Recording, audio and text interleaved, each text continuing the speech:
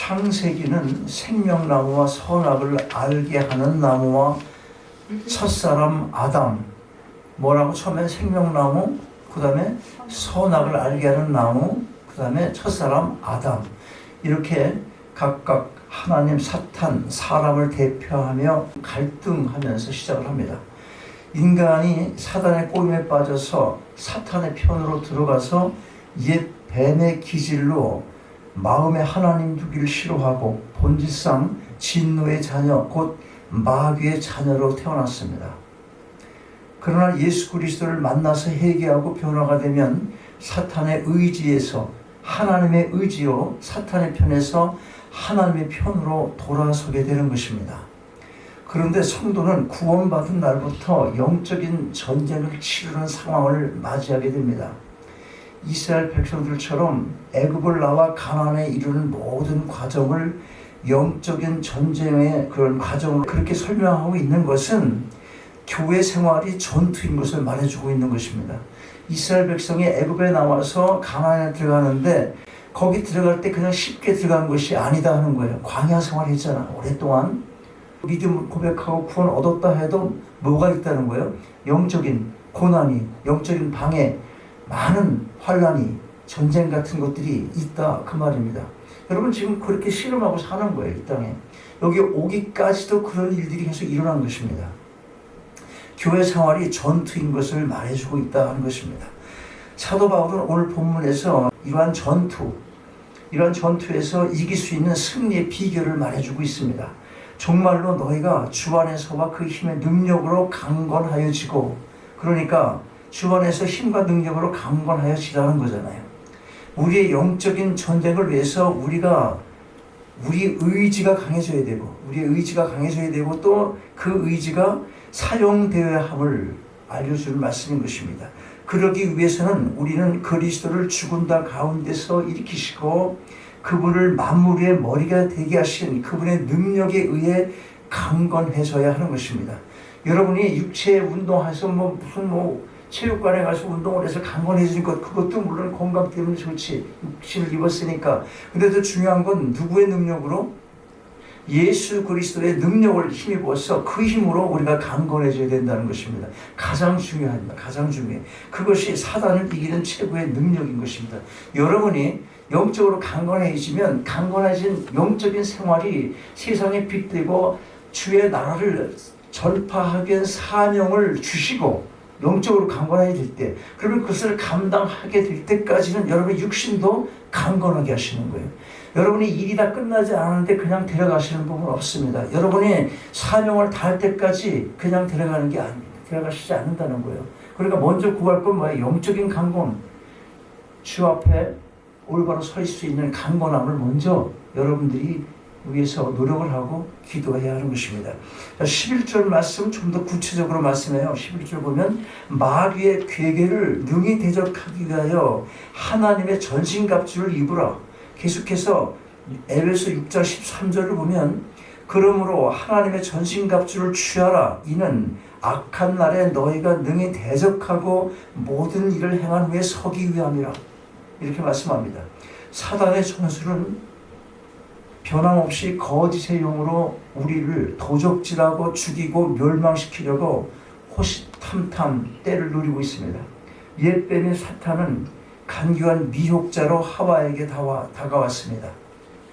계시록 12장 9절을 보면 큰 용이 내어 쫓기니 옛뱀 곧 마귀라고도 하고 사탄이라고도 하는 온 천하를 깨는 자라 땅으로 내어 쫓기니 그의 사자들도 저와 함께 내어 쫓기니라. 그러니까 그 사단이 지금 어디 있다는 거예요? 하늘에서 쫓겨나서 이 땅에 있다, 그 말을 하는 거예요. 이 땅에. 요한복음 8장 44절도 이렇게 말씀합니다. 너희는 너희 아비 마귀에서 났으나 너희 아비 욕심을 너희도 행하고자 하느니라. 저는 처음부터 살인한 자요 진리가 그 속에 없으므로 진리에 서지 못하고 거짓을 말할 때마다 제 것으로 말하나니 이는 저가 거짓말장이요 거짓의 아비가 되었음이니라. 내가 조금 전에 계시록 말씀할 때 이 땅에 내려왔다고 그런 데서까지만 끝나면 안 돼요. 이 시대를 사는 우리는 사탄이 이 땅에 내려왔지만 예수 그리스도가 십자가에서 죽으시고 다시 무덤에서 일어나시고 부활하심으로 그 사탄은 무저갱에 감금이 됐어요. 그런데 졸개들이 남아가지고 지금 이 세상을 굉장히 미혹하고 있다는 것, 요걸 기억을 해야 되는 거예요. 근데 이걸 이해하기가 너무 어려워. 계속 사탄이 그래 그리고 이 시대에도 그런 말을 하니까 다시 한번 얘기하지만 부활하심의 능력으로 사탄이 무저갱에 감금이 되어 있어요. 감금이. 그리고 그 감금될 때 이 사탄이 정부, 권세 잡은 자들, 그리고 이 세상에서 잘 나가는 사람들, 힘이 있는 사람들에게 놓아줬어. 자기의 힘을. 그래서 그들이 우리를 핍박할 수 있고 그들이 우리를 진리가 주는 자유함을 못 누리도록 그렇게 애써서 방해를 한다. 그렇게 우리가 이해를 해야 되는 것이에요. 어떻게 거짓의 아비가 되었나? 이거는 그러니까 지금 이야기하기 전 거를 말하는 거예요. 지금 이 시대 전 거를. 자, 먼저 사단은 하나님의 말씀을 슬쩍 바꿔서 하와에게 질문을 합니다. 하나님이 참으로 너희더러 동산 모든 나무의 실과를 먹지 말라 하시더냐? 창세기 2장 17절 말씀이 뭐예요? 거기를 보면 선악을 알게 하는 나무를 먹지 말라고 하시며 그것을 먹는 날에는 정녕 죽을 것이다. 근데 이렇게 전부가 아니라 어떻게 무슨 나무만? 선악을 알게 하는 나무를 먹지 말라고 했어요. 그런데 사탄이 뭐라고 그래 아까? 모든 나무를 먹지 말라고 했냐? 이렇게 말을 바꾼다는 거예요. 여러분이 남의 말을 남한테 전할 때도 말 이렇게 바꿔서 전해가지고 그 사람에게 어떤 해를 끼치거나 이 화를 불러일으키거나 뭐 복수심을 갖게 하거나 기분을 나쁘게 하거나 이러면 여러분이 뭐가 되는 거예요? 여러분이 사탄의 노릇하는 거예요. 그것이 굉장히 중요한 거예요. 살짝 바꿔, 살짝. 그러면 왜 사단은 말을 바꿔서 질문했겠습니까? 자기 편으로 불러들이기 위한 수법인 것입니다. 자기 편으로. 우리도 세상 살다 보면 그런 거 많잖아. 막 가가지고 내 편으로 만들려고 해가 너희들이 난 이랬어 하고 정말 도와주는 척하고 내가 편이야 하는 척하고 말 바꿔서 말하다가 자, 왜 말 바꿨어요? 자기 편으로 불러들이기 위해서 그렇게 한 거예요. 그게 말이 되냐? 그러면서 이 신적인 진실성을 아주 의심하게 만들고 은근히 하나님을 비난하는 말을 한 것입니다. 얼핏 보면 하와를 위한 것 같았어요. 그러나 그게 수법이에요. 하와가 그것을 따먹을 수 있도록 유혹을 한 것입니다. 둘째로 사단은 하나님의 말씀을 부인했습니다. 너희는 결국 죽지 아니하리라 이렇게 말을 하는 거예요. 그래서 하나님의 말씀을 왜곡하는 단계에서 그 말씀을 부인하는 단계로 나아간 말입니다. 사이비 이단들이 왜 생겨납니까? 말씀을 잘못 이해하는 데서부터 시작이 되는 것입니다. 처음은 거의 같은 것 끝이 보여요. 처음 시작은 거의 같은 것까지 보이는데 끝이 달라. 이단이 뭐야? 이단이 달을 이자에다가 끝단이야. 끝에 가서 다르게 간다는 게 이단이거든. 그러니까 처음에 잘했던 친구들이 있고 나를 같이 호의적으로 대했던 많은 사람들이 자기 유익에 어떤 전혀 도움이 안 되면 배신을 해. 배신하는 걸 뭐라 그러죠? 이단아 같은 인간이야 그렇게 말하잖아. 그래서 끝이 뭐야? 다르다. 셋째로 하나님의 말씀을 자신의 거짓말로 대체를 합니다. 너희가 하나님과 같이 되리라. 하와는 사단의 꼬임으로 인해서 하나님의 말씀에서 멀어졌습니다. 하나님의 말씀에 자신의 말을 보태는 거예요. 이제 사탄의 영향을 받았어. 그런데 지금 사탄의 종들의 유혹보다 진짜 이 원래 사탄이 그렇게 꼬시니까 넘어갈 확률이 지금보다 어때? 훨씬 많은 거예요. 여러분은 지금 그때보다는 나은 시대를 살아가는 거예요. 지금은 사탄이 직접 그렇게 하지 않기 때문에 얼마든지 여러분은 의지로 방어할 수 있고 또 여러분이 힘있게 물리쳐서 복음도 전할 수 있는 거예요. 자, 어떻게 이거 봐요? 너희는 먹지도 말고 만지도 말라. 이 만지지도 말라는 말을 덧붙인 거예요. 먹지 말라 그랬는데 만지지도 말라 이렇게 말을 한 거예요. 또한 정령 죽으리라는 말씀을 죽을까 하노라라는 말로 완화시켰어요. 그 목은 죽어, 너 죽어 이렇게 말했는데 죽을까 하노라 그렇게 말씀했다는 거야. 뭐라 그랬어요? 그 명령 어기면 죽는다고 그랬잖아. 죽을까 하노라 그게 아니라니까. 자, 이렇게 해서 죄가 들어온 이후에 인간은 모든 일을 자신의 힘으로 해보려는 시도를 하는 것입니다. 끊임없이 하나님께 도전을 하고 더 나아가 자신들을 신격화하며 우상 노름을 하고 있는 것입니다. 자, 고린도후서 11장 13절 14절 보겠어요. 저런 사람들은 거짓 사도요. 누구 얘기하는 거예요? 지금 내가 설명한 이런 사람들 얘기하는 거예요. 괴ಹು의 역군이니 자기를 그리스도의 사도로 가장하는 자들이니라. 이것이 이상한 일이 아니라 사단도 자기를 광명의 천사로 가장하나니, 그렇게 말씀합니다. 자, 사단은 광명의 천사로 가장해서 거짓말을 일삼고 그의 편으로 만들어가는 것입니다. 보세요. 금지된 과일을 먹을 때 정령 죽으리라고 했는데 사단은 왜곡해서 결코 죽지 않는다고 했어요. 그의 교란 끝이 없습니다. 계시록 12장 10절 이런 말씀이 있어요.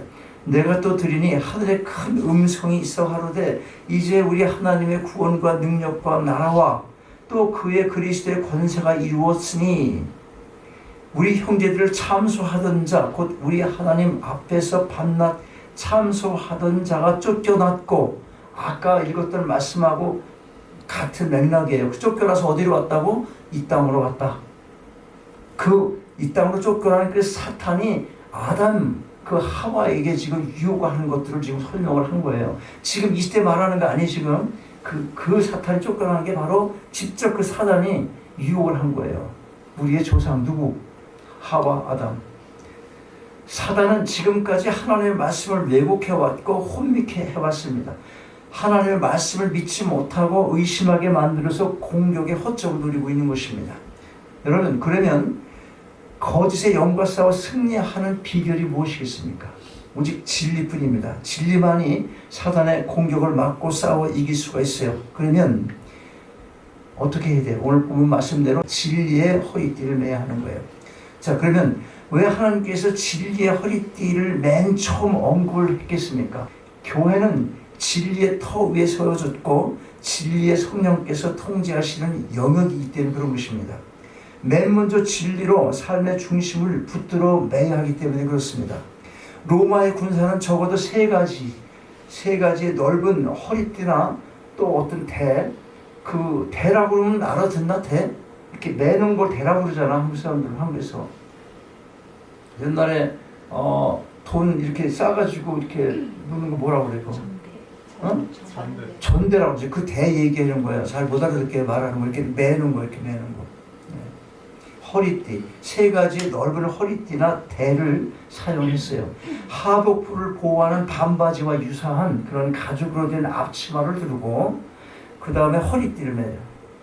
이때 매는 허리띠가 바로 칼을 꽂을 수 있는 그런 허리띠인 것입니다. 그러므로 전쟁을 하는 병사에게 허리띠가 어떤 거야? 필수적인 거야. 허리띠를 매지 않으면 칼을 꽂을 수가 없는 거예요. 여러분, 우리가 날마다 영적 전쟁을 치르면서 삽니다. 그래서 오늘 본문 14절 어떻게 시작해요? 그런즉 서서 진리로 너의 허리띠를 띠고, 이렇게 말씀하는 거예요. 진리로 허리띠를 띠라. 그러면 진리로 허리띠를 띈 신앙의 자세 무엇입니까? 첫째로 잘 들으세요. 구원을 선물로 받았음을 확신해야 하는 거예요. 교회 나가는 사람에게 구원받았어요? 그러면 뭐라고 그래요? 어떤 사람은? 글쎄요. 가봐야 알죠. 죽어봐야 알겠죠. 이렇게 대답하는 분 있잖아. 근데 또 지나치게 당연하죠. 또 이러면 어때? 그러면 그것도 그렇게 좋은 거 좋아 보이진 않아. 그러나 마음에 확신이 있어야 되는데 표현의 방법이겠죠. 에베소 2장 8절 9절 너희가 은혜를 인하여 믿음으로 말미암아 구원을 얻었나니 이것이 너희에게서 난 것이 아니요 하나님의 선물이라. 행위에서 난 것이 아니니 이는 누구든지 자랑치 못하게 함이니라. 또 계속 에베소 1장 11절 12절 보면 모든 일을 그 마음의 원대로 역사하시는 자의 뜻을 따라 우리가 예정을 입어 그 안에서 기업이 되었으니 이는 그리스도 안에서 전부터 바라던 우리로 그의 영광의 찬송이 되게 하심이니라. 우리는 하나님의 선하신 뜻 가운데 그분의 예정 안에서 값없이 믿음으로 구원을 선물로 받은 것입니다. 선물로 받았다는 거예요. 그런데 이 선물로 받았기 때문에 내가 뭘 노력하지 않은 구원이란 말이야. 그러니까 자신이 없어. 내가 돈을 주고 직접 사야 꼭 내게 되는 건 줄 알아, 사람들은. 혹시 내가 내 돈으로 사지 않았기 때문에 그래서 구원의 확신을 하지 못하는 분 계세요? 그렇다면 여러분, 나 위에 피 흘리신 주님의 십자가의 희생을 생각하시고 구원의 확신을 가지시기 바랍니다. 그건 절대로 값싼 희생이 아닌 것입니다. 우리 위해서 엄청난 값을 지불하신 거예요. 그걸 하나님의 사랑으로 우리에게 선물로 주신 겁니다. 그러므로 구원의 확신을 갖고 그 희생하신 핏값에 대한 우리의 반응이 보여져야 돼요. 하나님을 사랑하고 이웃을 사랑하는 거야. 자, 우리가 가져야 할 자세 두 번째로 제사함을 받은 것을 확신해야 돼요. 마귀는 여러 가지 방법을 통해서 우리를 정죄합니다. 부모가 자녀들이 좀 못되면 그게 다 내 죄 때문이지 이런 생각하는 거예요. 그걸 누가 그런 마음을 갖게 하냐면 마귀 새끼들이 그 자꾸만 우리를 그렇게 유혹을 하는 거예요. 다 네 탓이야. 네가 잘 길렀어 봐. 이렇게 말하는 거예요. 우리를 정죄한다니까. 그렇게. 이건 한 가지 이해에 불과한 거예요. 모든 것을 그런 식으로 생각되도록 계속해서 정죄의식을 심어주는 게 이 마귀들이에요. 그러나 여러분, 하나님이 위하시면 누가 정죄하고 누가 송사하고 누가 대적할 수 있느냐? 그리스도의 사랑에서 그 무엇도 끊을 수 없다고 사도 바울은 제사함에 대해서 확신을 가지라고 힘주어 말해주고 있습니다. 우리가 하나님을 믿어도 물론 죄를 져요. 근데 여러분, 요한일서 9절 보면 만일 우리가 우리 죄를 자백하면 저는 미쁘시고 의로우사 우리 죄를 사하시며 모든 불의에서 우리를 깨끗게 하실 것이요, 이런 말씀을 주세요. 그러니까 내가 좀 죄를 져 이 땅에 살면서도 또 알게 모르게 죄를 질 때가 많이 있지 않습니까? 그리고 죄를 내가 인식을 하게 되는 거예요. 그러면 어떻게 하라는 거예요? 그걸 그냥 고백하라는 거예요. 내가 죄를 졌습니다. 용서해 주세요. 막 그게 아니고 내가 내 죄를 고백하고 돌아서면 되는 거예요. 그러면 하나님께서 다 용서해 주신 거예요. 그래서 십자가에서 돌아가시면서 우리 죄를 용서한 것은 지금까지 살아온 죄, 과거의 죄뿐이 아니라 현재의 죄, 그리고 앞으로 지을 죄까지 모두 다 안고 가신 거라니까. 다 갚아주고 가신 거예요, 그게. 그래서 그것이 효력으로 발생하려면 그냥 자백하라는 거예요. 죄를 졌다는 것을. 여러분, 세상에 죄 안 짓고 사는 사람 아무도 없어요. 믿는 사람도 마찬가지. 죄 안 짓고 살 수 없습니다. 그러나 주님 앞에 나와 진실로 자백하기만 하면 하나님께서는 주님의 십자가 보혈로 인할 모든 죄를 사해 주시는 겁니다. 사해 준 것은 이미 한 거예요. 사해 주었다는, 용서함을 받았다는 그 마음을 내가 가지니까 진리의 자유함을 내가 느낄 수 있고 구원의 확신도 갖게 되는 것입니다. 여러분이 자꾸 죄를 지면 구원의 확신이 멀어지는 거예요. 확신할 수 없어. 내가 이렇게 죄인인데 무슨 구원이야. 무슨 예정은 예정이야. 내가 하나님 날 예정했으면 내가 이렇게 죄를 짓겠어? 뭐 이런 생각 막 하고. 마귀가 그렇게 하는 거지. 하나님이 너 정말 예정했으면 너가 그 딸을 살게 하겠어? 우리가 가져야 또 한 자세 셋째로 예수 그리스도가 진리임을 확신해야 한다는 겁니다. 요한복음 8장 32절 보면 진리를 알지니 진리가 너희를 자유케 한다는 말씀이 있어요. 그럼 진리가 뭐예요? 진리가. 요한복음 14장 6절에 그 답을 줍니다. 예수께서 가라사대 때 내가 곧 길이요 진리요 생명이니 나로 말미암지 않고는 아버지께로 올 자가 없느니라. 누가 진리라는 거예요? 예수가 진리라는 겁니다. 그렇습니다. 예수 그리스도 그분이 우리를 묶고 있는 모든 것으로부터 자유케 하는 진리이신 것입니다.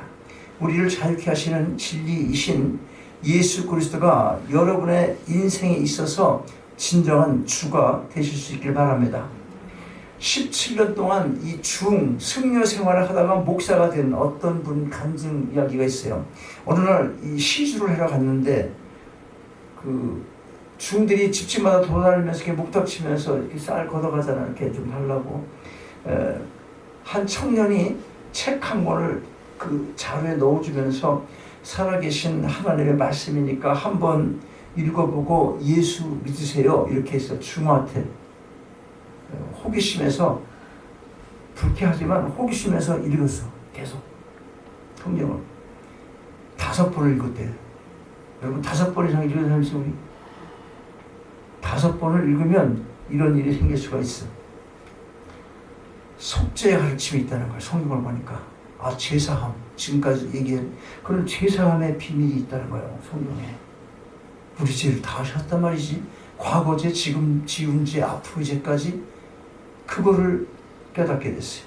그 다음에 예수님이 무덤에서 살아나셨다는 거야. 부활했다는 거야. 근데 석가모니 어디 있어? 석가모니는 무덤이 있잖아. 근데 예수님은 무덤이 어떻게 돼 있어? 비어 있어. 이걸 깨달았어요. 그리고 예수님 속세와 함께 사셨다는 거예요. 그들이 말하는 속세, 우리는 뭐야? 세상 얘기지. 근데 중은 뭐야? 속세를 떠나잖아. 이게 아니네. 속세를 떠날 생각이 자꾸 들면 여러분 중들 팔자야. 그건 못 써. 그런 생각하면 안 되는 거예요. 속세, 이 세상에서 같이 살아야 돼. 같이 부딪혀야 되는 거예요. 그 속에서 빛된 삶을 살아라. 그 속에서 소금되는 삶을 살아라. 그 말하는 거거든.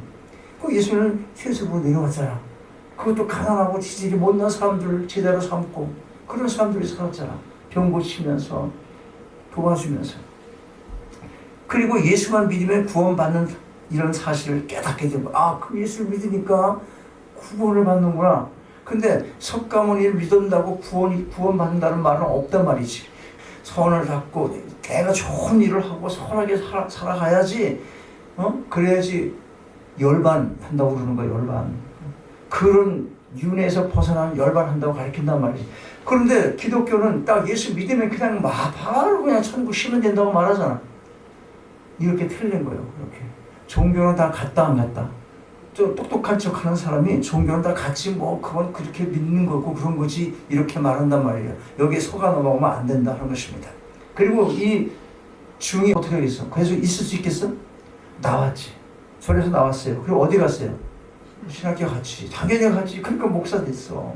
바로 신학교 갔습니다. 여러분, 어제나 오늘이나 내일이나 영원토록 동일하신 예수 그리스도, 그분을 진리의 허리띠로 취하셔서 마음의 허리를 동이기만 한다면 밤낮 참소하고 거짓으로 우리를 미혹하는 사단 마귀를 물리치고 넉넉히 승리하게 될 것입니다. 여러분의 인생길 매일의 삶의 장에서 늘 승리의 기쁨을 누리게 되시기를 주님의 이름으로 축원합니다. 아버지 하나님, 주신 말씀 감사함으로 마음에 담습니다. 거짓의 영, 미혹의 영과 맞서 싸워야 하는 매일의 삶을 살아가야 하오니 진리의 허리띠로 무장케 하셔서 사단의 온갖 전략에 속아 넘어가지 않도록 저희들을 도우시고 인도하여 주옵소서. 구원의 확신과 제사함의 확신을 주시고 오직 그리스도가 진리임을 굳게 믿고 그 이름을 증거하며 이 혼탁한 시대를 승리하며 살아가는 저희 모두가 다 되게 하여 주옵소서. 주 예수 그리스도 이름으로 기도하옵나이다. 아멘. 일어나셔서